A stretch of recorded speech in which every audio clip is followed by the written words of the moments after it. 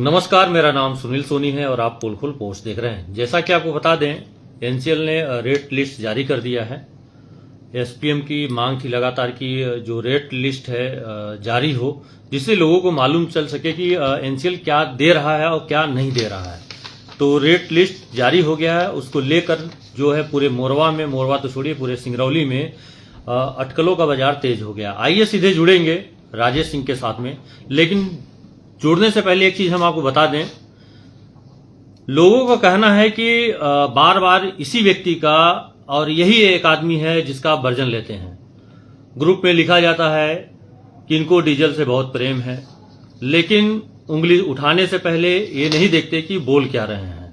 आप उसमें लिख भी रहे हैं, चटका कांड याद है कि नहीं याद है, जयंत कांड याद है कि नहीं याद है, लेकिन उंगली उठाने से पहले एक बार सोचना चाहिए कि हम बोल क्या रहे हैं। चलिए आइए सीधे, ये बात अलग है, इस पे चर्चा भी करेंगे बाद में बैठ के। लेकिन अभी जो एक संशय का विषय बना हुआ है, अटकलों का बाजार तेज है, जो एनसीएल के द्वारा रेट लिस्ट जारी किया गया है। आइए सीधे इस मुद्दे को लेकर जुड़ेंगे राजेश सिंह के साथ में और जानने का पूरा प्रयास करेंगे कि जो रेट लिस्ट है उसके विषय में क्या कहना चाहते हैं, क्या बोलना चाहेंगे। पहले अपना नाम बताइए। मेरा नाम राजेश सिंह है, मैं मोरवा का निवासी हूं और मैं यहां का एक व्यवसायी हूं। मेरा किसी भी मुआवजा प्रोजेक्ट से कोई संबंध नहीं है, लेकिन आज स्थिति यह आ गई है कि हमारे घरों को लिया जा रहा है। तो उसमें बात आती है कि अगर घरों को हमारे लिया जा रहा है तो हमारा अधिकार हमें दिया जा रहा है कि नहीं दिया जा रहा है। अगर हम अपने अधिकारों के लिए सड़क पर उतर रहे हैं, हम अपने अधिकारों की लड़ाई अपने तरीके से लड़ रहे हैं, तो उसमें किसी आम जनता को क्या कुरेज है, ये मुझे नहीं समझ में आता। इस जिले का इतिहास है सुनील जी, यह आपके साथ पहली बार नहीं हुआ है। इस जिले में जिसने भी इस जिले के विकास के लिए आवाज उठाई है, हमेशा उसे दबाने की कोशिश यहाँ के प्रबुद्ध लोगों के द्वारा किया जाता है। कहीं ना कहीं आप जब उसकी तह में जाएंगे तो वह उनका व्यक्तिगत स्वार्थ होता है। और ऐसे ही आपको बता दें, मैं किसी पे आरोप नहीं लगा रहा हूं, मैं एक आम जनता की तरह सवाल पूछना चाहता हूं कि अगर हमारे 3 पीढ़ी से बसा यह शहर आज उजड़ने की स्थिति में है, आप एक पंछी का अगर घोंसला भी हटाते हैं तो वह आखिरी दम तक लड़ाई लड़ता है उस घोंसले को बचाने के लिए। आज हमारा पूरा आशियाना, जिस घर में हमारी दादी एक्सपायर हो गई, जिस घर में हमारा बेटा जन्म लिया, हमारी बिटिया जन्म ली, जिस घर में हमारी शादी हुई, जिस घर में हमारे भाइयों की शादी हुई, हमारा उस घर से इमोशन है।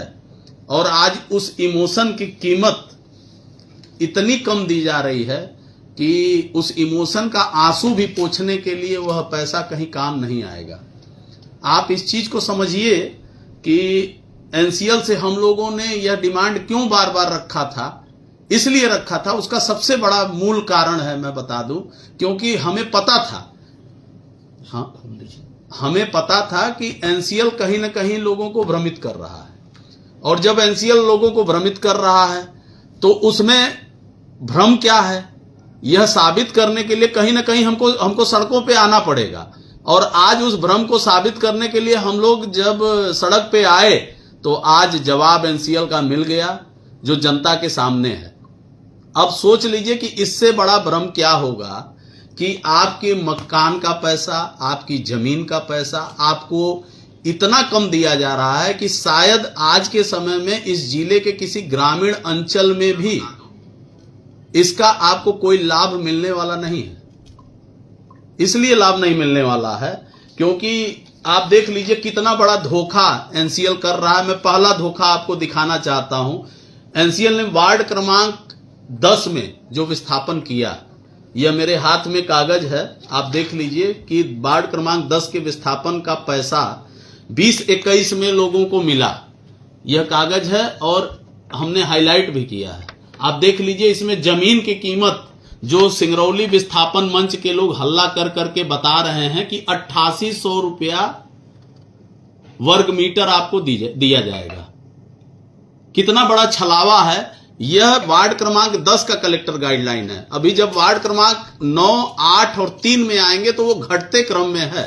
और यह पैसा जो 8800 रुपए मिला है, यह मुख्य मार्ग पे जो जिसका प्लॉट था उसको मिला है। और यही जमीन की कीमत एनसीएल 2016-17 में जब कलेक्टर गाइडलाइन हम लोगों ने निकलवाया तो उस समय कलेक्टर साहब 11,000 रुपए इस जमीन की कीमत रखे थे। आप देख लीजिए कितना बड़ा घोटाला है। 16-17 में इस जमीन की कीमत 11,000 थी और एनसीएल की मेहनत की वजह से 20-21 में इसको कम करके 8800 रुपया कर दिया गया। इन लोगों ने आरोप लगाया कि कांग्रेस की गवर्नमेंट थी, 20% कम कर दिया गया। मैं मानता हूं 20% कम किया गया, लेकिन जो इंक्रीमेंट पूरे 45 वार्ड में जमीनों का हुआ कलेक्टर गाइडलाइन का, वह इंक्रीमेंट इस 11 वार्ड में क्यों नहीं हुआ? यह घोटाला है। एनसीएल ने 6 साल सेक्शन के नाम पे लोगों के जमीनों का रजिस्ट्री रोक दिया, जिसकी वजह से मार्केट का मूल्य नहीं बढ़ पाया। यह बड़ा घोटाला है। आज हमें औने पौने दाम पर जमीनों को कहा जा रहा है कि आप नापी करा लो और जमीनों को छोड़ दो। मैं आज आपको बता दूं कि जो रेट एनसीएल से निकल के आ रहा है, जो अभी तक एनसीएल ने क्लियर लिख के तो नहीं दिया है, लेकिन कुछ लोग भ्रमित कर रहे हैं, वह गलत भ्रमित कर रहे हैं। 8800 रुपए वर्ग मीटर आपको नहीं मिलने वाला है। जो एनसीएल से रेट निकल के आ रहा है उसका भी खुलासा जल्द ही आपके सामने ऐसे लिखित में मिल जाएगा। आप कोई भी सामान खरीदते हैं, आलू प्याज, तो 4 बार मोल भाव करते हैं। आपकी पूरी संपत्ति जा रही है और आपको मोल भाव करने में अफसोस इतना क्यों हो रहा है? कि किसका डर लग रहा है, किसका संकोच लग रहा है? यह बहुत बड़ा प्रश्न है। और उसके बाद मैं बता दूं कि जो एनसीएल ने अभी जमीनों का रेट निर्धारण नहीं किया है, वो 1,20,000 रुपए डिसमिल आपको मिलने जा रहा है। उस पे 100% सोलेशियम मिलेगा, तो लगभग वो आपका 2.5 लाख के करीब, 2,40,000 के करीब प्रति डिसमिल होगा। अब सोच लीजिए कि मोरवा शहर में आज के 10 साल पहले भी जमीनें 2.5 से 3 लाख रुपए प्रति डिसमिल बिका करती थी। आज हमको पूरे सोलेशियम के साथ 2.5 लाख रुपए, 3 लाख रुपए डिसमिल नहीं मिलने वाला है, जबकि हमारा अधिकार यह कम से कम 8 से 10 लाख रुपए डिसमिल का है।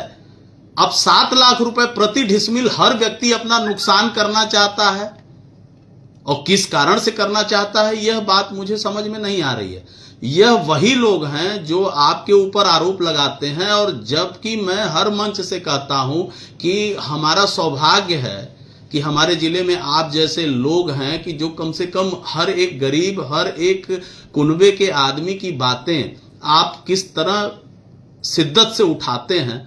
12-12 घंटे हमने देखा है आपको लाइव चलाते हुए। आप 12-12 घंटे जनता के लिए घर में बैठ के लोग दुर्गा पूजा और मुहर्रम का मजा लेते हैं। ये मेहनत किसी को नहीं दिखती है। अब उस मेहनत का परिणाम अगर किसी माध्यम से आपको अपनी जीविका चलाने के लिए मिल रहा है तो वह कौन दे रहा है? देने वाला कौन है? जिसकी आवाज आप उठाएंगे। आप भारत के एक स्तंभ हैं, आप पर भारत टिका हुआ है और आपका यह दायित्व है, और आप पूरी शिद्दत से और ईमानदारी से अपना दायित्व निभा रहे हैं। ये जो कुछ चंद लोग हैं किसी के ऊपर आरोप, वह तो आरोप मेरे ऊपर भी लगाते हैं कि इनका बड़ा व्यापार है, इनको क्या फर्क पड़ता है। तो बड़ा व्यापार होना क्या गलत है? हम तो कहीं ना कहीं गवर्नमेंट को टैक्स दे रहे हैं, 200 से 250, 300 लोगों को नौकरी दे रहे हैं। हमारे व्यापार से यहाँ की मार्केट में कहीं ना कहीं कुछ कंट्रीब्यूशन है कि हमारे व्यापार से दुकानदारी लोगों की चल रही है। तो यह तो अच्छी बात है ना, और हम तो चाहेंगे कि खुल के सभी लोग आए, अच्छा पैसा पाएं, अच्छा मुआवजा पाएं और खुल के व्यापार करें, इसी सड़क पे रहें, इसी सड़क के इर्द गिर्द अपनी दुकानें खोलें। और नगर निगम की बसाहट नगर निगम में हम लोगों ने मांगी थी। कितना टेक्निकल तरीके से एनसीएल ने जो जमीन के बदले आपको पैसे का पैकेज देना है उसको कम करने के लिए एनसीएल को सिंगरौली विस्थापन मंच के द्वारा पूरी शिद्दत से मेहनत करके भलुगढ़ की जमीनों का लिस्ट दिया गया।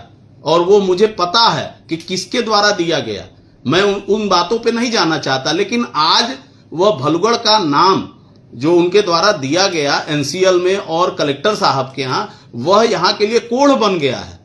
वह कोढ़ ऐसे बन गया है कि आज नगर निगम से उजड़ के आपको ग्रामीण में जाना पड़ेगा। अब भलुगढ़ का जो जमीन का वैल्यू है, एनसीएल ने उसी को बेस पकड़ लिया। आज एनसीएल कह रहा है हम 1,37,000 रुपए से ज्यादा नहीं देंगे।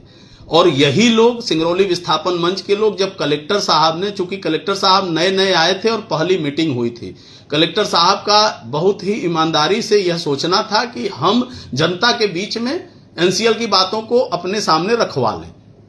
उन्हें नहीं पता था कि एनसीएल किस तरह छलावा कर रहा है, तो उन्होंने स्पष्ट कहा कि हमारे पास अभी जो एनसीएल की रिपोर्ट है वह भलुगढ़ की बसाहट की है, और नहीं आपको बसना है तो कोई दिक्कत नहीं, आप लोग 1,37,000 रुपया लीजिए और कहीं भी जिले में जमीन खरीद लीजिए। तो उस पर यही सिंगरौली विस्थापन के हमारे बुजुर्ग लोग ताली बजाए। बड़े अफसोस की बात, उसी दिन मैं समझ गया कि इनकी विचारधारा कितनी अच्छी है हमारे समाज के प्रति। और आज यह कॉलर टाइट करके जब यह रेट की लिस्ट मिली तो यही बाजार में आज ये देखिए एनसीएल ने हमारी मेहनत पर रेट की लिस्ट का प्रकाशन कर दिया है, और आज भी इसको यह वाहवाही कह रहे हैं कि इन लोगों की हड़बड़ी में एनसीएल ने यह रेट दे दिया। यह बताइए कि 7 सालों से एनसीएल विस्थापन की तैयारी कर रहा है। 7 वर्षों से 2 बार सेक्शन, एक बार सेक्शन लगा 7 तक गया और फिर वापस हो गया, फिर सेक्शन 9 लग गया। अभी तक एनसीएल को यह पता ही नहीं है कि हमें बजट कितना सैंक्शन कराना है। लास्ट मीटिंग जब हम लोगों के सीएमडी साहब से हुई थी तो उन्होंने स्पष्ट कहा था कि हमारा 25,000 करोड़ का लगभग बजट है, अगर यह 35 से 40,000 करोड़ हो जाता है तो हमें यह प्रोजेक्ट का अप्रूवल लेने में दिक्कत होगी या समय लगेगा। हमने कहा सर 2 टुक में बताइए, इसका अप्रूवल मिल सकता है या नहीं मिल सकता है। उन्होंने कहा जरूर मिलेगा लेकिन प्रयास करना पड़ेगा। तो क्या एनसीएल के आला अधिकारी हमारे लिए, जब हमारा घर उजड़ रहा तो वो इतना भी प्रयास नहीं कर सकते हैं कि पैसे का पैकेज बढ़ाएं? तो यह उनकी नाकामी है। आप अपने कुर्सी पे बैठ के हमारे साथ न्याय नहीं कर रहे हैं। अब इसके बाद मैं बता दूं, जो रेट सामने आए हैं, बड़ा हंसी वाला रेट आया है कि जो बेचारे अपना रूम कंस्ट्रक्शन विथ ब्रिक और प्लास्टर के साथ किए हुए हैं, जिसका टीना शेड लगा हुआ है, उनकी हाइट अगर 2 मीटर तक है तो उनको 1996 रुपया स्क्वायर मीटर, मतलब 190-92 रुपए स्क्वायर फुट, मतलब अगर आप इसको कैलकुलेटर में जोड़ेंगे तो 436 मल्टीप्लाई 190, मतलब 82,800 रुपया एक डिसमिल का कंस्ट्रक्शन का पैसा आपको मिलने वाला है। यह स्पष्ट आप जान लीजिए। जिसका छत टीने का है और उसकी हाइट 2 मीटर है, उसको 82,900 रुपया मिलेगा एक डिसमिल का, और जिसकी हाइट 2.5 मीटर है उसको लगभग जो है 95,000 रुपया एक डिसमिल का मिलेगा, और जिसकी पिलर पे टीन लगा हुआ है और दीवारें खिड़की नहीं है उसको मात्र और मात्र 811 रुपया स्क्वायर मीटर मिलेगा, मतलब लगभग 80 रुपया स्क्वायर फुट। शायद आप जिस मिस्त्री से वो बनवाए होंगे उसका मिस्त्रियाना भी नहीं निकलेगा। और मैं आपको बता दूं, आपके माध्यम से मैंने बार बार यह अनुरोध भी किया कि यह विस्थापन मेढ़ौली या जो भी ग्रामीण विस्थापन हुए हैं ये उस प्रकार से नहीं है। इनके रेट में कहीं भी कमर्शियल और डोमेस्टिक शब्द नहीं लिखा है। यहां 2 डिसमिल 3 डिसमिल में लोगों की दुकानें हैं, उनका रेट कमर्शियल होना चाहिए, लेकिन उसका कोई प्रकार नहीं लिखा हुआ है। कलेक्टर गाइडलाइन में क्लियर हर स्पष्ट हर चीजों का रेट है, लेकिन यह सबसे हंसने की बात है कि हम लोग सब चीजों पे ईमानदारी से यह मान जा रहे हैं कि हमारे साथ अच्छा हो रहा है। अच्छा कैसे हो रहा है? कलेक्टर गाइडलाइन में जो रेट हमारे वार्ड नंबर 11 तक के मिले हुए हैं, 1 से 11 नंबर तक का, वो हर साल कम किया गया है। जो डेप्रिसिएशन हमारा बढ़ना चाहिए, जो हमको एक्सक्लेशन मिलना चाहिए, वो एक्सक्लेशन न मिलके हमारे प्रॉपर्टी को डीवैल्यूएशन किया गया। 2 तरह से हमारा डीवैल्यूएशन हुआ है। एक तो यह हल्ला उड़ा कि यह मोरवा उजड़ने वाला है तो बाजार की प्राइस नहीं बढ़ पाई। दूसरा, यह कलेक्टर साहब के द्वारा हमें डंडा मारा गया कि हमारे रेट को कम कर दिया गया 10 नंबर वार्ड से, और जब आप 3 नंबर वार्ड की तरफ जाएंगे, जैसे जैसे शहर के आप नजदीक जाएंगे वैसे वैसे रेट आपको घटते क्रम में है। लगभग मुझे लगता है कि 3600 रुपया स्क्वायर मीटर तक रेट है, और जिसको 3600 रुपया स्क्वायर मीटर मिलेगा तो आप सोच लीजिए कि 360 रुपया स्क्वायर फुट मल्टीप्लाई 436, 1,56,000 रुपया आपको पर डिसमिल मिलेगा। 1,56,000 रुपए में बाजार में जिसकी 15-15 लाख 20-20 लाख के वैल्यू की दुकानें हैं, उन्हें लगभग 1,56,000 रुपया और उसका 100% सोलेसियम 3 लाख रुपया, और उनका मान लीजिए 900 रुपए उनका रेट है, तो 436 मतलब 4 लाख रुपया। 4 और 3 7 से 7.5 लाख रुपया एक डिसमिल दुकान का उनको मिलेगा। और मुझे नहीं लगता है कि बाजार में 90% दुकानें किसी की 1 डिसमिल 2 डिसमिल से बड़ी है। तो उनका सोचिए क्या हाल होगा। वो बेचारे जो दुकान में सामान रखे हैं, उन सामान का क्या होगा, क्योंकि अभी तक इन्होंने भलुगढ़ के अलावा कोई और बात की नहीं। भलुगढ़ जमीन का डिवैल्यूएशन करने के लिए नाम इनको मिल गया।